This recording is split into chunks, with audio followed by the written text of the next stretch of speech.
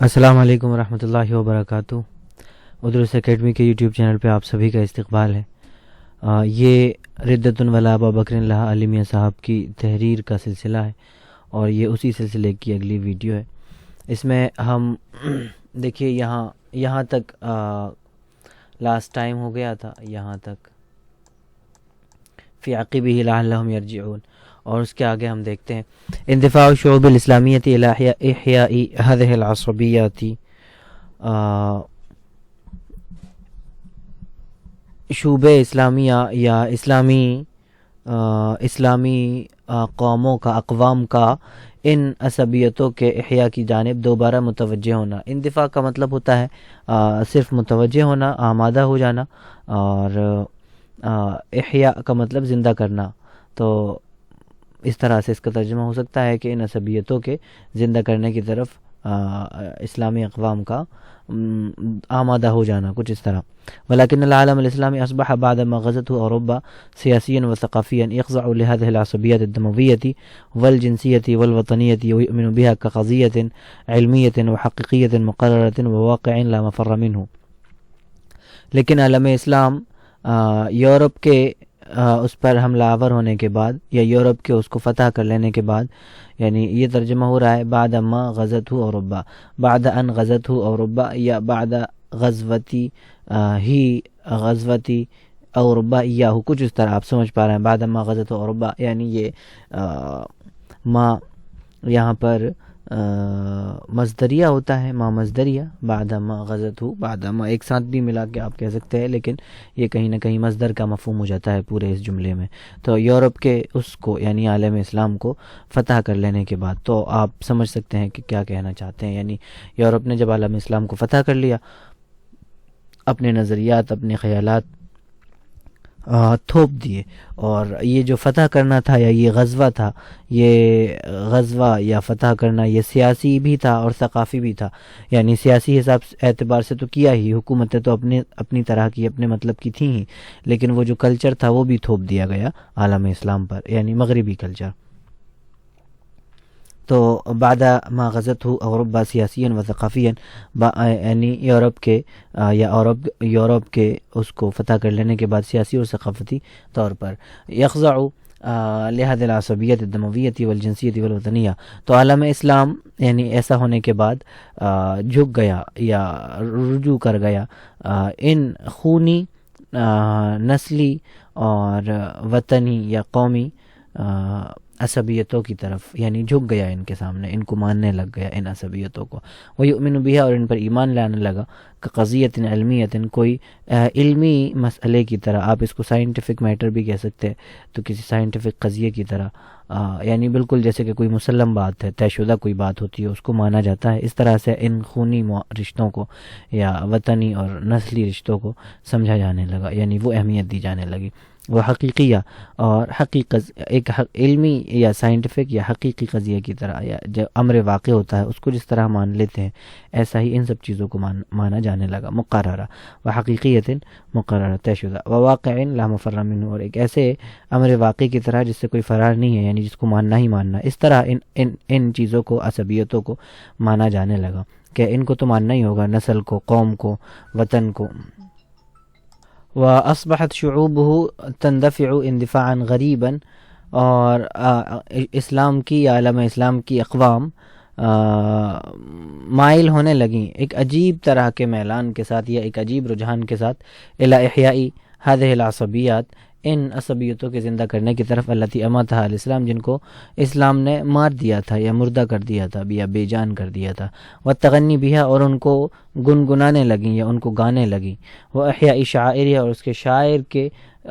کا بھی احیاء کرنے لگیں۔ والافتخار بعهدها الذي تقدم على الاسلام، اور ان کے عہد کو یا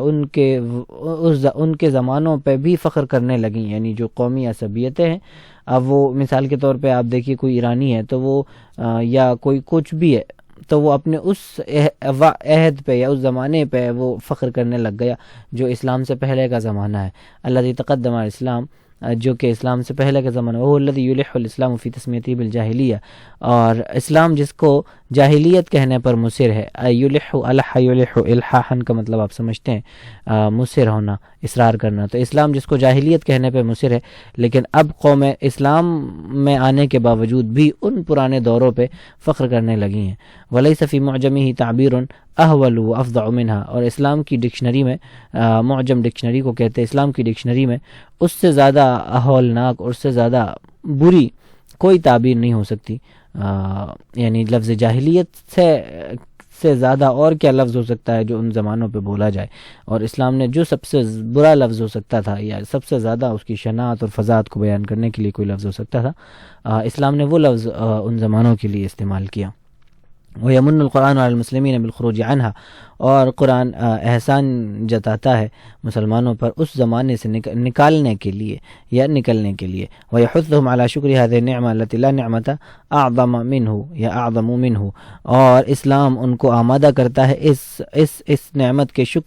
شکر بجا لانے پر، التي لا نعمت اعظم منها، جس سے بڑی کوئی نعمت نہیں ہو سکتی، جس سے اعظم کوئی نعمت نہیں ہو سکتی. واذکروا نعمت اللہ علیکم، قرآن شریف کی آیت ہے، اعوذ باللہ من الشیطان الرجیم. واذکروا نعمت اللہ علیکم اذ کنتم اعداء فألف بین قلوبکم فاصبحتم بنعمته اخوانا وکنتم على شفا حفرة من النار فانقذکم منها.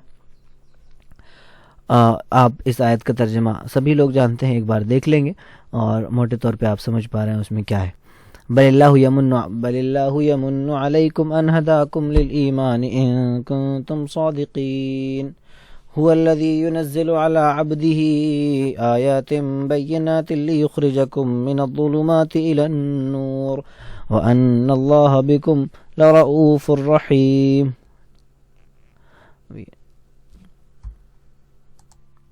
وَإِنَّ اللَّهَ بِكُمْ لَرَؤُوفٌ الرَّحِيمٌ، یہ ان اللہ ہے. اور اس کے بعد پھر ہے موقف المسلمین نحو الجاہلیت وشعائرها. تو میں نے آیتوں کا ترجمہ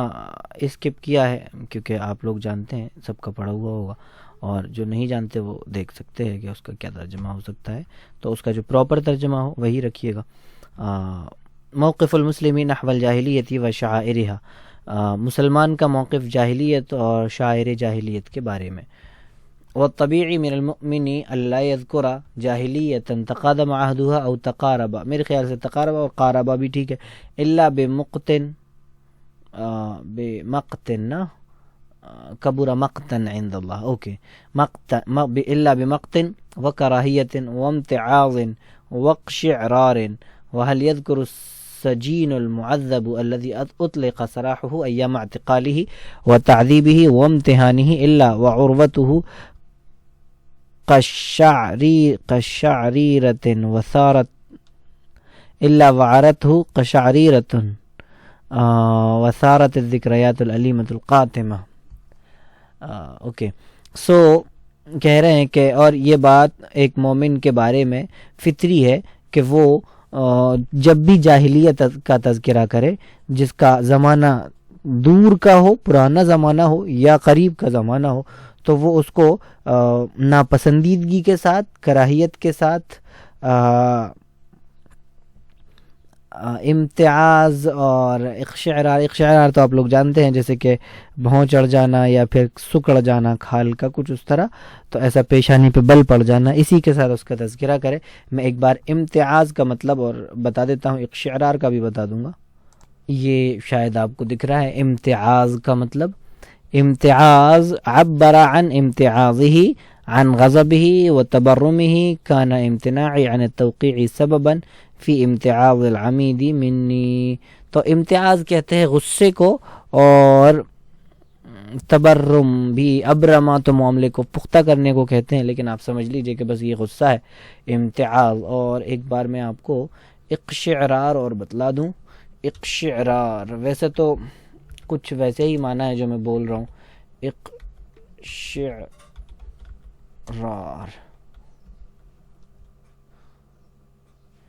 اقشعرار دیکھیے، اقشعر حدوث ارتعاش به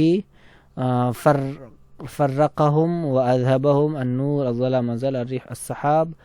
من الرجال یثبت علی امر جف انکمش بھی سکڑنے کے معنی ما جمد من الماء رقیقا علی شیء القشع اقشعرار. تو اس طرح کے ہی معنی ہے، آپ جانتے ہیں. اور کیا لفظ تھا جی؟ وهل يذكر السجين المعذب الذي اطلق سراحه ايام اعتقال وتبذير وامتحان الا وعرته قشعريرة وصارت قشعريرة. میں ایک بار یہ والا لفظ اور دیکھوں، قشعريرة قشعريرة قشعری، یہ دیکھیے قشعریرتن ایک لفظ ہے، اس کے معنی کیا ہوتے ہیں؟ قشعریرہ لفظ ہے یہ، اور یہ بھی رعدتن ایک رعشے کو کہتے ہیں یا کپی کو، جیسے کہ لرزش آپ کہتے ہیں، لغزش کہتے ہیں، رعدتن و تقبض رعشتن اس طرح سے. اور جی قاتمہ تو عاتمہ ہی کے معنی میں ہونا چاہیے ویسے، اور قاتمہ بھی دیکھ لیں چاہیں تو، قاتمہ قاتمہ یہ لیجیے قاتمہ، قتمہ قاتم، ایک فہرہ تغبرہ ازلمہ، ہاں ازلمہ وہی تاریخ کے معنی میں. تو ازداد عبوساً اور چیب جبی ہونا، جو عبس و تولا کا ترجمہ ہوتا ہے، وہ مفہوم بھی قتمہ میں کہیں نہ کہیں آتا ہے، یعنی ناگواری کا اظہار وغیرہ کے لیے. جی ہاں، تو اب ترجمہ کرتے ہیں کہ یہ بات فطری بھی ہے ایک مومن کے حوالے سے کہ وہ جاہلیت کا، جس کا زمانہ نیا ہو یا پرانا ہو، تذکرہ کرے تو وہ ناپسندیدگی کے ساتھ تذکرہ کرے، کراہیت کے ساتھ تذکرہ کرے، غضب و غصے کے ساتھ، اور یعنی ناگواری کے ساتھ اس کا تذکرہ کرے. وحلیت کرو السجین المعذب، اور کیا کوئی قیدی المعذب جس کو سزا دی گئی ہو، الذی اطلق سراحہ، پھر جب اس کو آزاد کر دیا جائے، اطلق سراح کا مطلب آپ جانتے ہیں آزاد کر دیا جانا، تو اطلق سراحہ جس کو آزاد کر دیا گیا یا رہا کیا گیا، ایام اعتقالہ، کہ وہ تذکرہ کرے اپنے قید و بند کے دنوں کا اور اپنی سزاؤں کے دنوں کا، و امتحان ہی، اور اپنی توہین یا اہانت کے دنوں کا، الا وعرتہ، مگر اس پر کیا ہوتا ہے،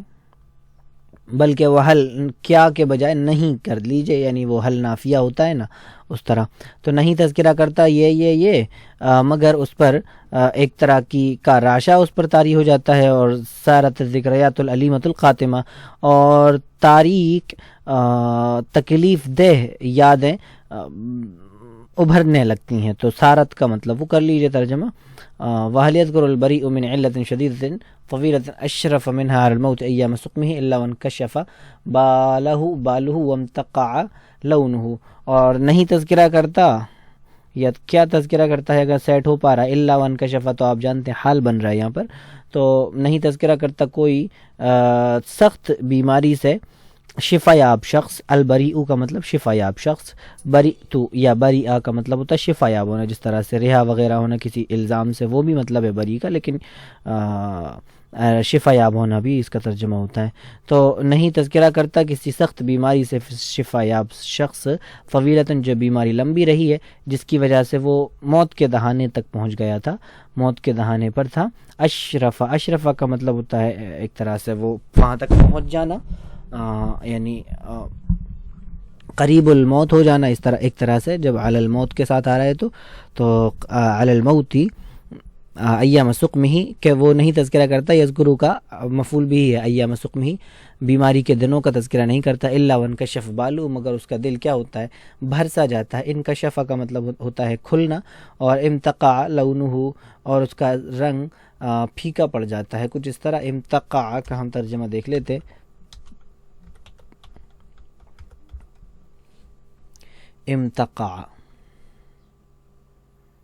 امتقع ما فی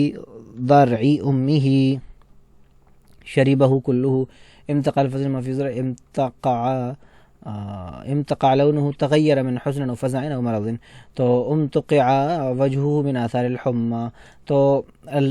رنگ بدل جانا ایک طرح کا مطلب ہے امتقع لونہ کا، رنگ بدل جانا. تو تغیر من حزن او فزع او مرض، بیماری کی وجہ سے، یا تو جب بھی وہ تذکرہ کرے گا اپنے ان بیماری کے دنوں کو تو اس کا رنگ بدل جاتا ہے. تو هل يذكر الانسان رؤيا فظيعة مفزعة رآها الا وشكر على انها حلم زائل، اور کوئی کیا اور نہیں تذکرہ کرتا. مجھے یہ نافیہ ہی زیادہ بہتر لگ رہا ہے. آپ بتائیے آپ کو یہ حل استفہامیہ ہی ٹھیک لگ رہا ہے کیا؟ مجھے یہاں پر یہ نافیہ اچھا لگ رہا ہے کیونکہ وہ استثناء ہے، اور جب وہ نفی اور استثناء دونوں ملتے ہیں تو پھر حصر پیدا ہوتا ہے، اور مجھے تو یہی زیادہ اچھا لگ رہا ہے حل نافیہ. اور نہیں تذکرہ کرتا کوئی انسان ایسے ڈراؤنے کسی خواب کا رآہا، جس کو اس نے خواب میں دیکھا تھا، یعنی خواب میں ہی دیکھا جاتا ہے لیکن عربی میں ایک یہ تعبیر ہوتی ہے، یعنی رآ رؤیا اس طرح سے بولتے ہیں. تو الا وشکر علی انہا، اور جب بھی نہیں دیکھتا مگر وہ شکر ادا کرتا ہے ایک طرح سے علی انہا حلم، اس بات پر کہ وہ خواب ہی تھا، زائل جو زائل ہو گیا. یعنی اگر وہ حقیقت ہوتی تو پھر تکلیف دہ بات ہوتی، لیکن وہ ایک خواب تھا جو ختم. وہم راحل، اور یہ ایک کیا ہے، ایک وہم ہے چلا جانے والا. تو چلا جانے والا یہ ایک وہم ہے، تو اور وہ چلا گیا مثلا، تو انسان اس بات پہ اللہ کا شکر ادا کرتا ہے. تو وہ شکر ادا کرتا ہے کہ وہ ایک خواب ہے جانے والا. وہم ہم بھی کہہ سکتے ہیں آپ اس کو، وہمن بھی کہہ سکتے ہیں، اور ایک فکر ہے چلی جانے والی، راحل. والجاہلیہ التي تجمع معاني الجهل والضلالة والبعد عن الحقائق وانواع الخطر والمضار في الدنيا والآخرة أعظم من كل ذلك، وجديرة بأن يثير ذكراها المقت الشديد وتحث على الشكر على التخلص منها وانقضاء أيامها. ولذلك جاء في الصحيح ثلاث من كن فيه وجد حلاوة الإيمان أن يكون الله ورسوله أحب إليه مما سواهما، وأن يحب المرء لا يحبه إلا لله، وأن يكره أن يعود إلى الكفر كما يكره أن يقذف في النار. اور جاہلیت جو کہ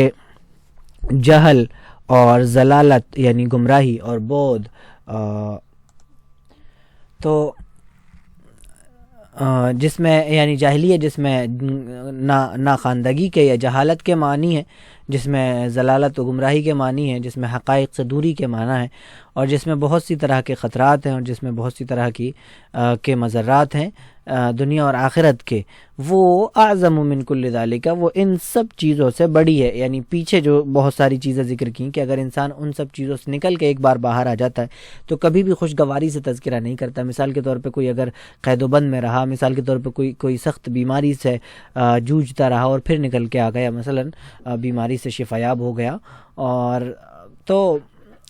یا کسی نے کوئی برا خواب دیکھا اور جب اس سے وہ نکل کے باہر آتا ہے تو کبھی بھی اس کا خوشگواری سے تذکرہ نہیں کرتا، بلکہ جب بھی وہ تذکرہ کرے گا نکل جانے پہ، تخلص پہ، یعنی وہاں سے نکل گیا، وہ اس بات پہ اللہ کا شکر ادا کرے گا. تو یہ دراصل ایٹیٹیوڈ ہوتا ہے، یا ایک طرح سے یہ رویہ ہوتا ہے انسان کا ان ہولناکیوں سے جن کا تذکرہ گزشتہ ہوا ہے نکل جانے پر. تو یہ جو جاہلیت ہے جس میں بہت ساری طرح کی نقصان ہیں، بہت طرح کے خطرات ہیں، دنیا اور آخرت کے بہت سے مضرات ہیں، جس میں جہل ہے، ضلالت ہے، حقائق سے دوری ہے، تو کبھی بھی جب ان کا تذکرہ کرے تو پھر تو لازمی ہے کہ وہ ایک طرح سے یعنی اس سے نکل جانے پہ شکر کے اظہار کے ساتھ، اور اس کے تذکرے پہ ایک طرح سے وہ غصہ ہو کہ وہ ایک بری چیز تھی مثلا اس کے لب و لہجے میں وہ نظر آئے. تو جو جاہلیت ہے جس میں یہ معنی ہے اعظم من کل ذالک، وہ تو ان سب سے بھی بڑی اور بری ہے. وجدیرۃ، اور وہ اس لائق ہے، جدیرۃ اس لائق ہے کہ بان یثیر ذکراها المقت الشدید، کہ اس کا تذکرہ سخت غصے کو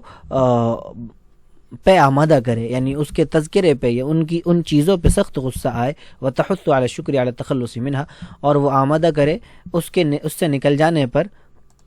شکر بجا لانے کے لیے، یعنی کہ شکر ادا کیا جائے کہ ہم اس سے نکل آئے یا نکل گئے، اللہ نے نکال دیا مثلا. وانقضاء ایامها، اور اس کے دنوں کے ختم ہونے پر کہ وہ جاہلی جو دور تھا وہ برا تھا اور وہ اب ختم ہو چکا. ولذلك جاء في الصحيح، اور اسی لیے حدیث صحیح میں آتا ہے، اور آپ لوگ اس کی تحقیق کر سکتے ہیں چاہیں تو، ثلاث من کن فیہ، اور بہت ممکن ہے صحیح بخاری یا صحیح مسلم ہو، تو آپ دیکھیے اس کو. من کن فیہ، تین چیزیں ہیں جس میں وہ ہوں گی تو وجد حلاوۃ الایمان، وہ ایمان کی چاشنی پائے گا. اور ان یکون اللہ ورسولہ احب الیہ مما سواہما، پہلی چیز یہ ہے کہ اللہ اور کے رسول اس کے لیے سب سے زیادہ عزیز ہوں مما سواہما، اللہ اور اس کے رسول سے کے علاوہ جتنی بھی چیزیں ہیں ان سب سے زیادہ عزیز ہوں، مثلا اس کے والدین سے، مثلا اس کی خود کی جان سے، مثلا یہ کہ اس کے بچوں سے، بیوی بچوں سے، اس کے گھر والوں سے، مال دولت سے، ہر چیز سے زیادہ اللہ اور اس کے رسول اس کو زیادہ عزیز ہوں، محبوب ہوں۔ وان یحب المرء مر'a، اور یہ کہ وہ کسی شخص سے محبت کرے، لا یحبہ الا اللہ، تو وہ اس سے اللہ کے لیے محبت کرے۔ وان یکرہ ان یعود الی الکفر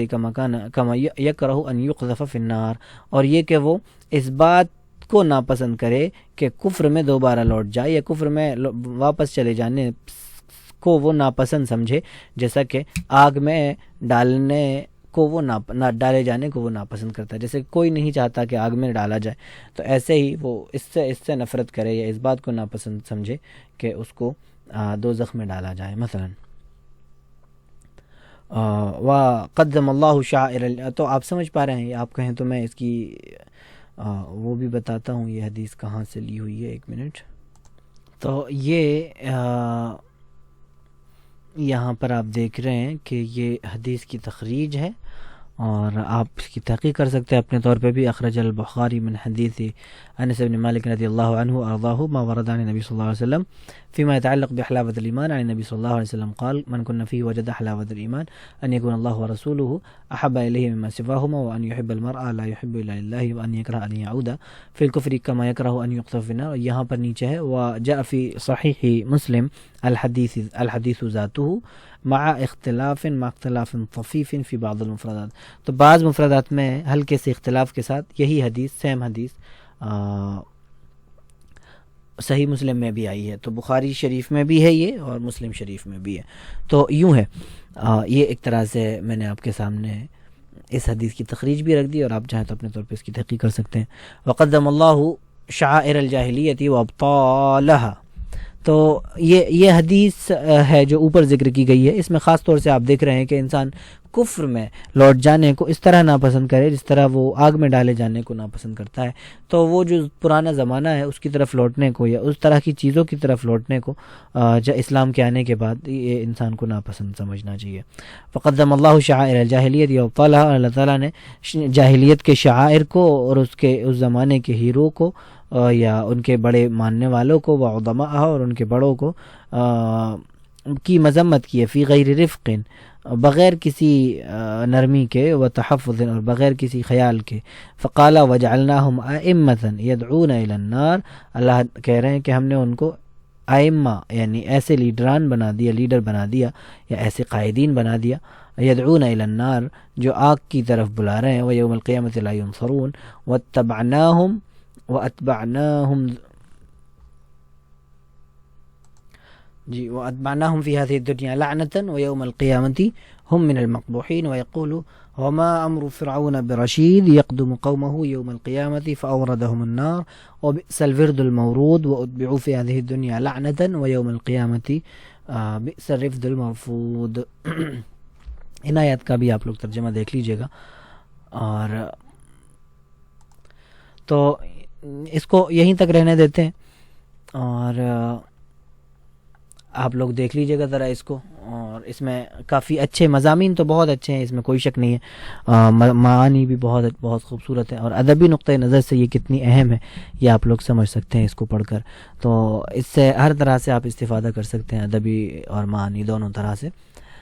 یہیں روک دیتے ہیں اس کو، اور پھر انشاءاللہ اگلی نشست میں ہم آگے پڑھیں گے۔ جن حضرات کے پاس یہ پی ڈی ایف ہے وہ اس کا پرنٹ نکال سکتے ہیں، اور ہمارے اسباق کو 1 by 1 جب پڑھیں گے تو بہت اچھا لگے گا۔ پرنٹ نکال سکتے ہیں، کوئی مشکل نہیں ہے، کیونکہ یہ صرف 28 پیجز کی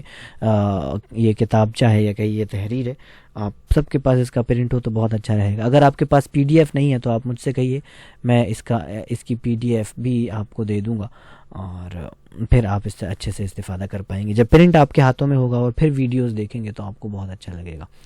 تو چلیے ہماری ویڈیوز کو اور چینل کو ذرا سپورٹ کرتے رہا کریں۔ یہ صحیح ہے کہ ہم روزانہ نہیں ویڈیوز ڈال پاتے، مصروفیات ہیں، آپ دعا کریں اللہ تعالیٰ وقت میں برکت دے اور چیزیں آسان کریں کہ روزانہ ویڈیوز آ پائیں، کیونکہ ویڈیو بڑی بھی ہوتی ہیں۔ دراصل جو لوگ 5 اور 7 منٹ کی ویڈیو ڈالتے ہیں ان کے لیے کوئی مشکل نہیں ہے ایک دن میں 3 سے 4 ویڈیو بھی ڈالنا، لیکن ہماری ویڈیو ذرا بڑی ہوتی ہیں، سوچتے ہیں کیونکہ یہ اسباق ہیں، ان کو 4 منٹ کا نہیں رکھ سکتے نا، تو اس لیے بہرحال تو خیر آپ سبھی کا بہت شکریہ، آپ سپورٹ کرتے ہیں، تعاون کرتے ہیں، سبھی کا بہت شکریہ یہاں تشریف لانے کے لیے، ویڈیو سننے کے لیے۔ جو لوگ نئے دیکھتے ہیں وہ چینل کو ضرور سبسکرائب کیا کریں، اور جو ہمارے احباب پرانے ہیں وہ تو ہیں ہی ہمارے، وہ سبسکرائب کریں، شیئر کریں اپنے دوست احباب کے ساتھ ضرور۔ چلیے بہت شکریہ، ملیں گے اگلی ویڈیو میں، جب تک کے لیے خیال رکھیے گا اپنا، اللہ حافظ۔